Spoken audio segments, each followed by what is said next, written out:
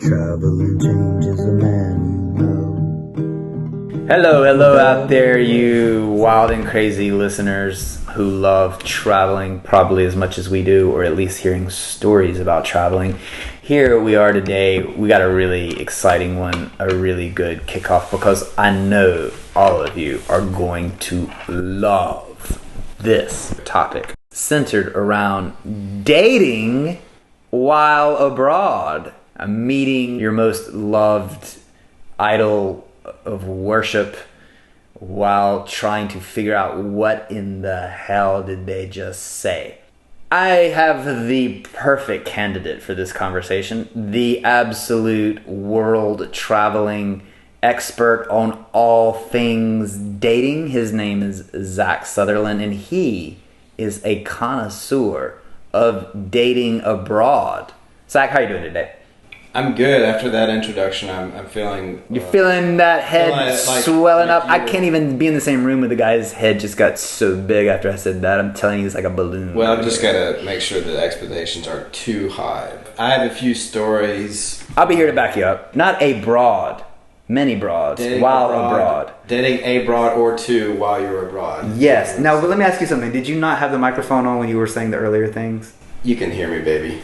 You're supposed to be the technician. Don't try to hide anything. The truth will come out. So, and anyway, guys out there, I'm trying to kick this one off with a little bit of excitement here because it is an exciting topic. And sorry if there was any technical errors there. That's why I'm relying on my own ability to self-entertain you if Zach forgets to hold the microphone. So, Zach, tell me, what is the difference between dating a Chinese woman and a Russian woman? And I know that all you Russian ladies out there aren't the same, and I know all you Chinese ladies aren't the same, but did you see any distinct difficulties, challenges, wonderful experiences that you didn't expect? It's in contrast to one another. What comes to mind first is that in China, you're dealing with people who look different than you do. And you look like, well, because of the movie industry, you're Leonardo DiCaprio. He could be. Well, he's not that far away from right. DiCaprio or... Dude, I gotta go on the balcony, man. Your head just got so big. Yeah, well, I didn't... You mentioned DiCaprio, I didn't. But because of our film industry in America, Chris Evans, The Avengers, in China, people see you and like, wow, you are a white guy. I have never seen one before. Is that right? Is that true? Well, yeah. Have they never seen a white guy? Kinda, yeah. Huh.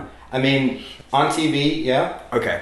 But they also have their own movies. They have great film industry. And of course, seeing somebody in real life yeah. is like, whoa, rather than on a screen. So you like a movie star to them? Is that what you're saying? I'm not saying that. I'm just saying, like, because you're a different race, and that race is a little bit associated with Hollywood movies in some ways, they do have this they idealize a little bit. They do respect American entrepreneurship for sure. They respect the movie industry because it's been very successful, and they in general like that. Mm-hmm. But there is, stereotypes. There's stereotypes everywhere, and when you go to China, there's stereotypes about you, like as a white person, or as a black person, or whatever. What's the stereotype as a white person? What do they see you? How do they see you? What do they think of you? Well, probably you speak English, right? But not every white person speaks English, right? But they just see you as that sort of a stereotype. The other stereotype is that, well, specifically about Americans, I guess, they would say you're a foreigner. You're a Laowai. Laowai is someone who is adventurous. I thought it was that guy on YouTube that has the Chinese channel. The Laowai 86? Yeah. He's the 86 foreigner? He's kaput? Yeah. But they see foreigners and Americans as being kind of adventurous, but specifically relating to dating, dating a Chinese woman versus a Russian woman. Chinese women it's all about kind of, I heard it described to me as this one time. In China, the woman controls the house, mm-hmm. and the man is in charge of everything outside of the house, like making money. It's the man's world. The woman controls the money, because that also relates to being back in the house. So the woman tells the man what you should spend. In other words, the woman just tells the man what to do.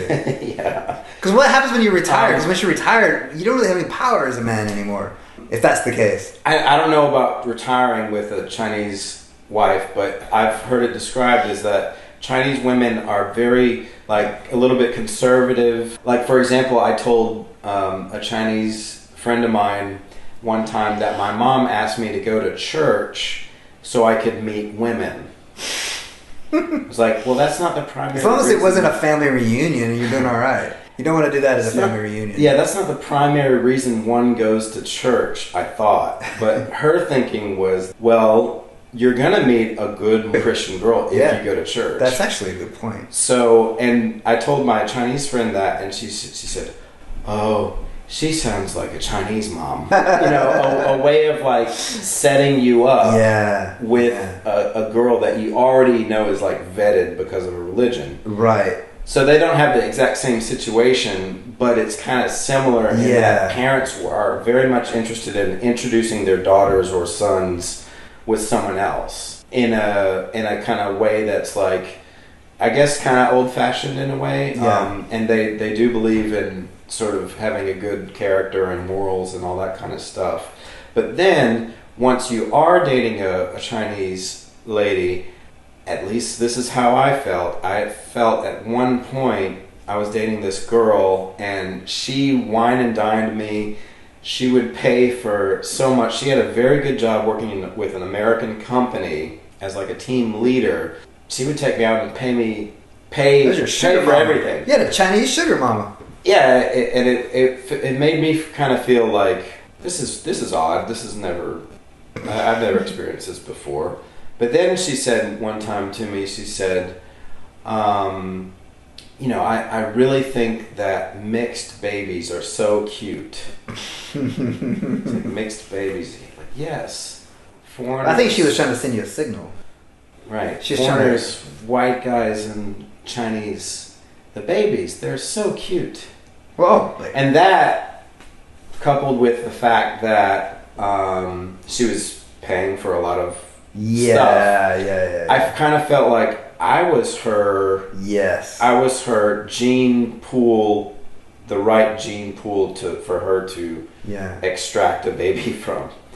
Yeah. And so I got out of that. That's an interesting story, though. That's just one. Yeah. I would say that the other Chinese girls that I dated, they could be shy sometimes. One of them that I dated was very much not into giving me clear signals, so it was hard for me to play a lot of games a lot of the time. Yeah.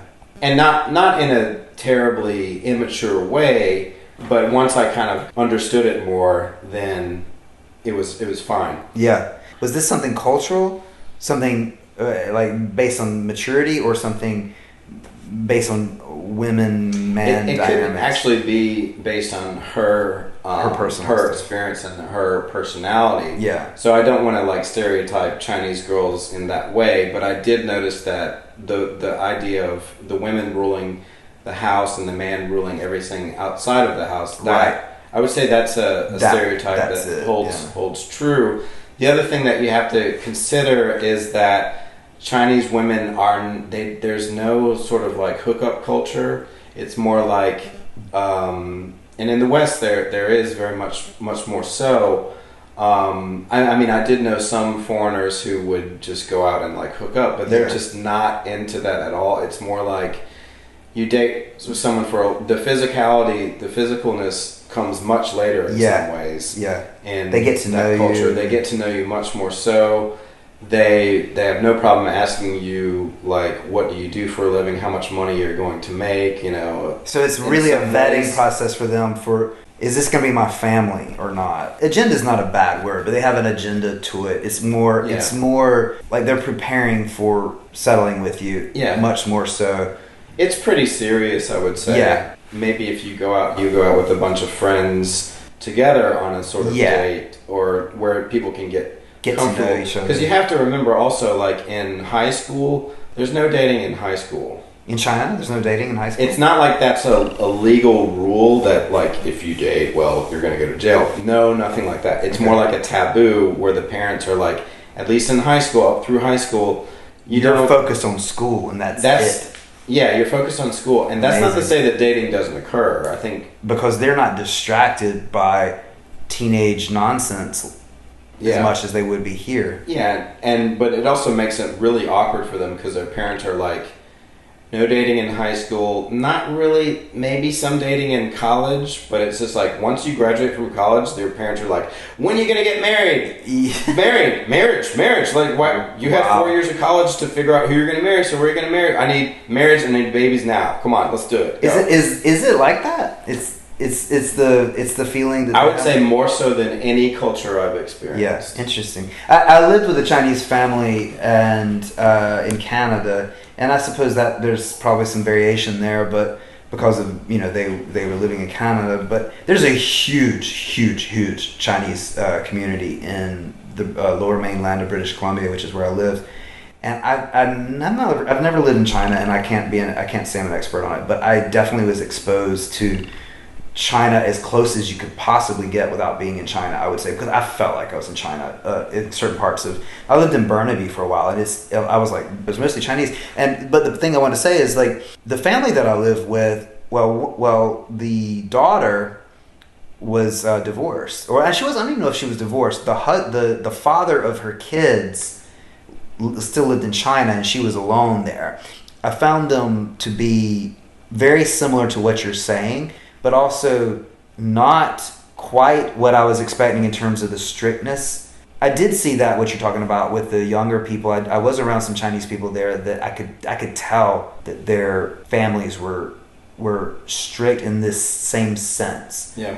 But I think there must be anomalies to within the culture. There's anomalies with anything. Yeah. So that's kind of what it's like dating Chinese women. As far as Russian women, I would say with Russian women, I feel like the main difference between Russian women and American women is, like, I feel like in America, the really attractive American girls won't even pay you any attention whatsoever. Whatever, I think they're on sort of a high horse a little bit. And with Russian women, it's more like they could be certainly on a high horse. Yeah. But they'll at least give you the courtesy of engaging you a little bit in conversation, and that could be partially because at least you're different than Russian men. Okay. So that's different, but they're definitely, I would say they're a little bit more intellectual and not opposed at all to getting into maybe literature, or I think they're pretty well read. Yeah. They're sophisticated. They're definitely sophisticated, and Russians in general, not just women, they will follow a thought to its conclusion, to its end. Yeah, that's a great way to put it. They are very traditional. They're thinking, like, for example, I remember going to one of my students, her house, and her husband was there. And when we went in, I took off my shoes. She brought out a bunch of food. She was in the kitchen, and he was out there talking to me, trying to, have a conversation. Yeah. His English wasn't that great, but it was enough. And then he brought out the bottle of vodka and said, "We will understand each other better with vodka." Yeah. And meanwhile, the wife is like, "Oh gosh, you're so funny. Why do you say this?" Like, I forgot his name. His name, like, Sergey. I don't know. Yeah. Maybe that's not his name at all. But anyway, it's like, "Oh, please, Sergey, not again with the vodka." And he was like, "Oh, it's okay. Go. Can you bring us some more pickles, please?" Yeah. So, and then we did get into the vodka. Yeah. And I was supposed to go to an opera that evening. A friend had invited me to one at the Mariinsky Theater in St. Petersburg. St. Petersburg. Very famous theater. We were going to see a opera by Mozart, The Marriage of Figaro. Yep. And I told this guy that I really have to go, and we were already deep in the vodka. I wasn't like trashed or anything, but definitely to the point where I was speaking better Russian. He was speaking better English apparently, but he said, "I take you. Come on, let's go." Mm-hmm. So he found a car, put me in the car. We ran outside. What you do is you just hold your hand out, and some guy just comes along, and he's like, then you negotiate a price, and then you get there. And he was able to negotiate how I could get there very quickly, and I got there in time. I may have been a tiny bit late, right. And my friend was like, "Where have you been?" Sorry, long story. Let's go see the opera. But I eventually made it there. Well, you weren't on a date with him, so. Were you on a date with him? No. Were you on a date with him? Is that still the truth? No. Okay. But I guess as that relates back to what I was talking about, like Russian women are a bit more and a bit more traditional. She brought out the food for us. They have no qualms whatsoever about the lady being the inside taking care of the cooking and the man being the breadwinner. They have no qualms about that. They love that, actually. I would say. Yeah, they really respect the different roles between men and women very much. And then as far as dating some of the women there, I just found it. It was,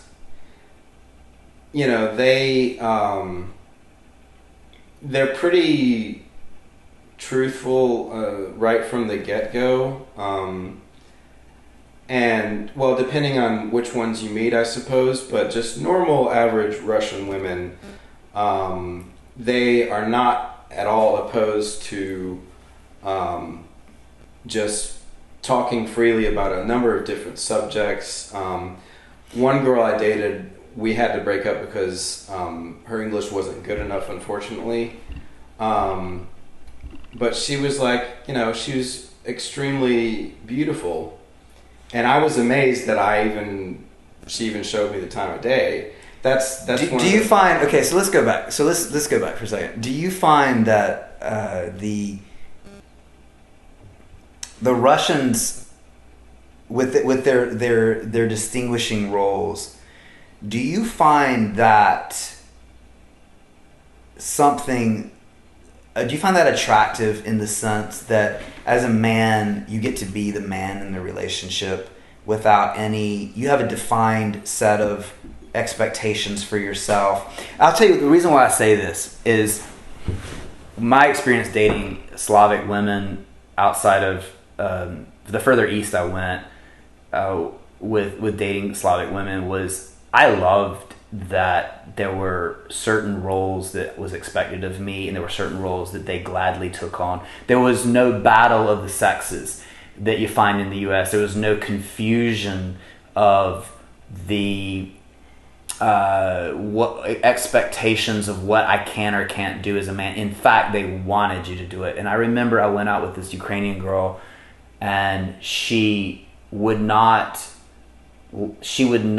get particularly out of her position at the table until I took the jacket off of the coat hanger and put it on for her. Like she said from the very beginning, "This is what we do here.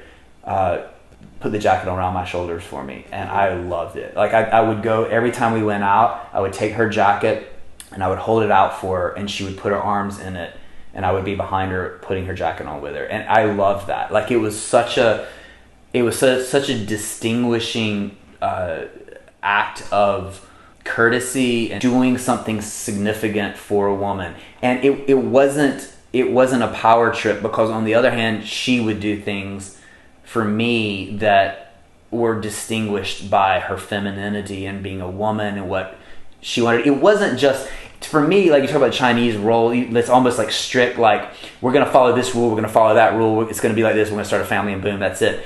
With the Russians and the Eastern European women, the Slavic sort of culture, it was very much a dance. It was very much an expectation, because you get joy from it. You get joy from serving your partner. And I found that with my Persian girlfriend as well, I found that in some of these more traditional cultures, it's not just about this like anti-feminist lib concept, which has been so mutated by our Western culture, American culture, is that it's something bad.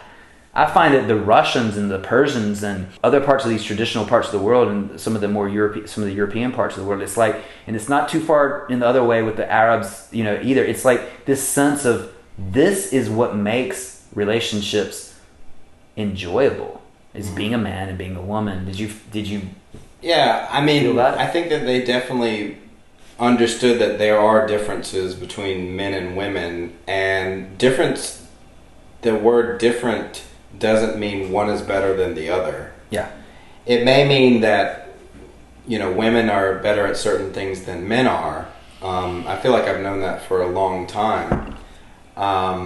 But just recognizing that there are differences, and sort of like what you're saying with the coat, sticking a little bit to traditions, that, it doesn't paint the guy as ruling over the woman. Not at all. That's not anything You're in at all. service to each other. You're handing her coat, and she knows like what to do with that, and that's a nice thing for you to do. And it's just, it's traditional, but it doesn't mean that you're trying to be dominant over women. Certainly not at all. Yeah. So, but just having that idea of sort of traditions, yeah, and common courtesy as it relates to common traditions. courtesy, yeah.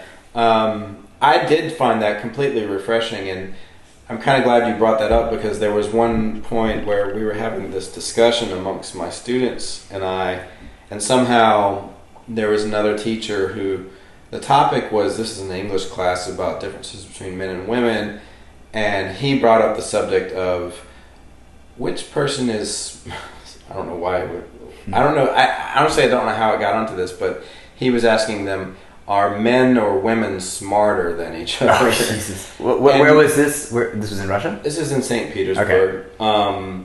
And it was a benign conversation. It wasn't. It sounds like not a good topic at all. But how it got there wasn't nearly as bad as it sounds. But I just remember some of the girls, and they were like some of these teenage girls, and they sort of shyly said, as their answer, "We think men are smarter." And I remember hearing that, and I was like, what? Yeah. Don't you want to like stand up for your gender, or because that's what that's what we would expect. Yeah. That's what American. We would never believe somebody would say such a thing. And it's not like I wanted her to say that. Like, yes, finally, someone has said it. Yeah. Yeah. But just I was very like struck by like, wow. It would be the opposite for us. We would feel conditioned to say, well, women are smarter. Yeah. And I mean, ultimately, like I said, like men and women can both be it's intelligent or very dumb. It's not even, or not intelligent, so it's not a big deal. But just mostly the point that this girl she would say such a thing. She would say that, and was so like, whoa, what? Like this is a different place. That I'm in, these people. Well, let's talk about the other side of that. Okay, so let's talk about the other side of that, because I also noticed there was such high expectation from Russian women that it was almost unattainable what they wanted. And I noticed that, and I noticed that that's the other side of this sort of dynamic with like, for example, a Persian woman, which I just gave a lot of praise to this beautiful aspect of this idea of being in service to one another. And I think that marriage, and this is a topic about marriage as well, or companionship or partnership, is being in service to one another is a fantastic starting point. Mm-hmm. But I noticed that also, I'm using Ukrainian women for an example because I have more experience with Ukrainians than Russian, but it's close enough in the sense of the culture that I noticed the similarities. The Ukrainian women or the Russian women that I had the fortune to go on dates and get to know and stuff like that, is that they also had these almost, like, it was almost too much sometimes, expectations of like you're supposed to get out of the car and like and do this or that for me. Like there's snow on the windows. Like I'm trying to think of an example that was, I'm not saying unreasonable, but it was a bit much. Mm-hmm. And I can't think of any off the top of my head.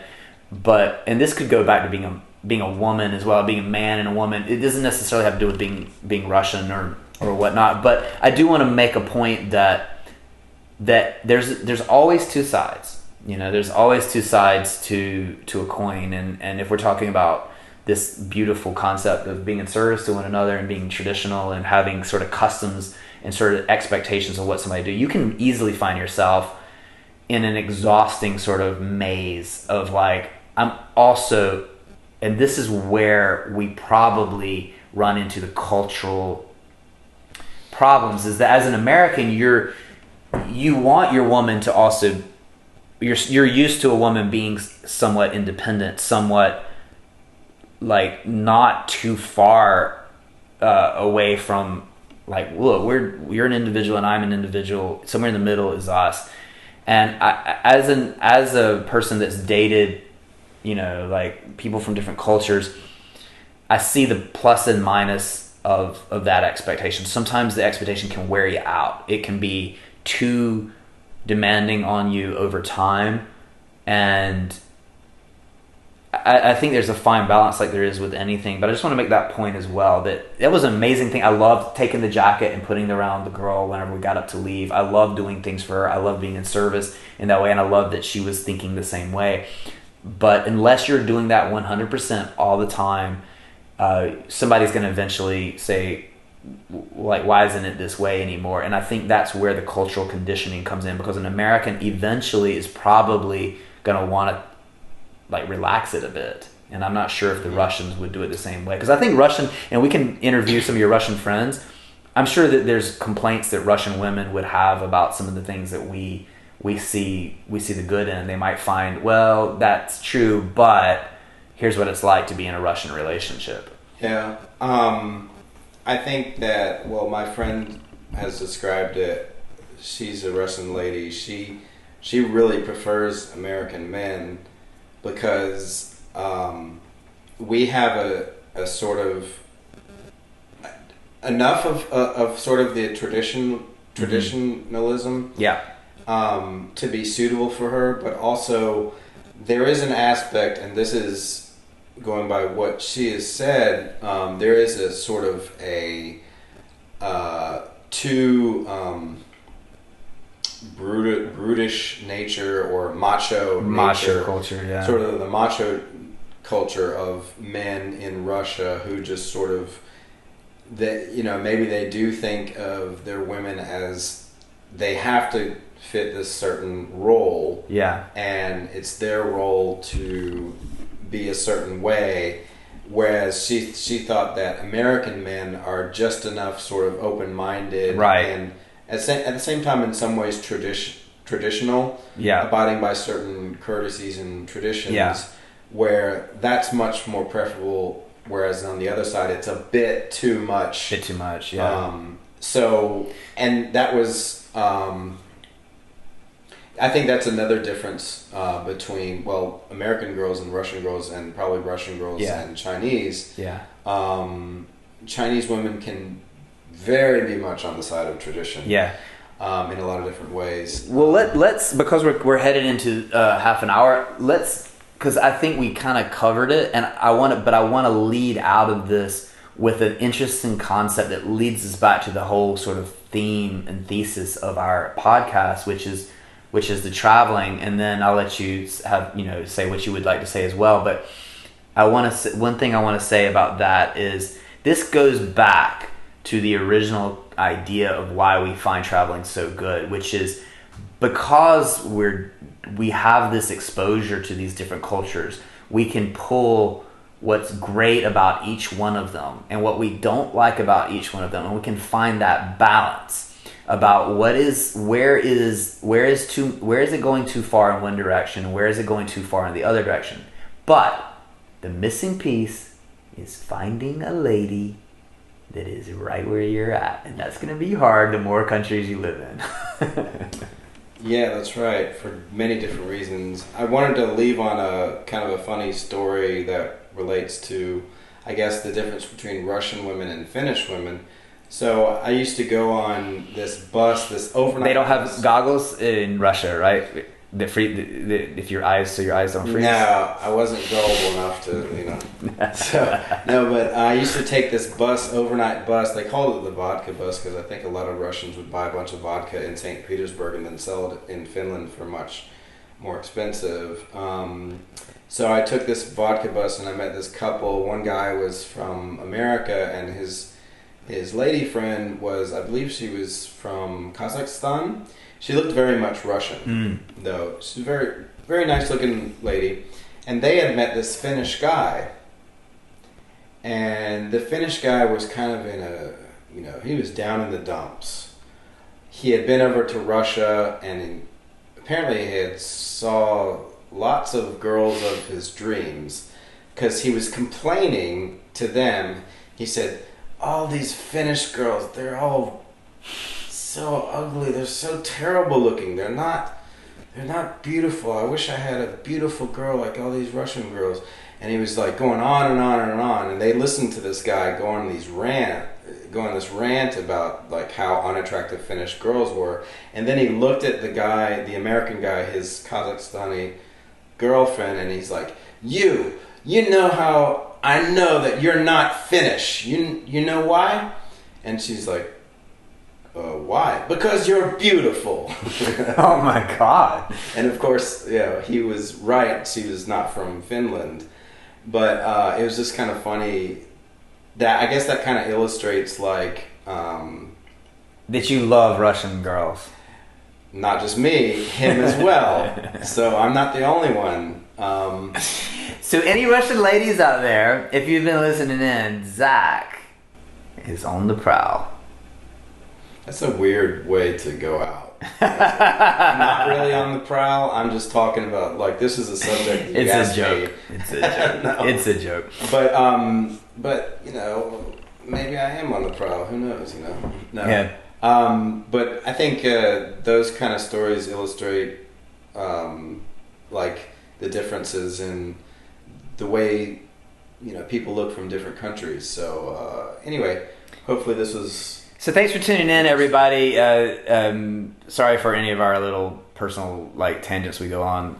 We're still finding our feet on the podcast, but it's been fun. I learned a lot about dating in different parts of the world. Is really interesting, and I found it really exciting to hear and to be able to contribute as well to what that's all about. So if you're out there and you want to know more about these kinds of things, then the best thing you can do is go do them. Buy the plane ticket, take the ride, meet the love of your dreams on the road. And we'll see you in the next one. Maybe we can talk about this even more, because I think, having traveled as well, there's different kinds of relationships that you can get into in different parts of the world that have completely different experiences than that. For example, in Italy or in Czech Republic or different places I've been as well. So see you guys in the next one. I guess this is the best way to end it. Stay tuned, folks. All right. Now we're out. Thanks a lot. See you guys. Traveling changes a man you know. For better or worse, who could say? But when I die, don't you tell them I went out this way. Tell them I said something. Yeah, tell them I said something great.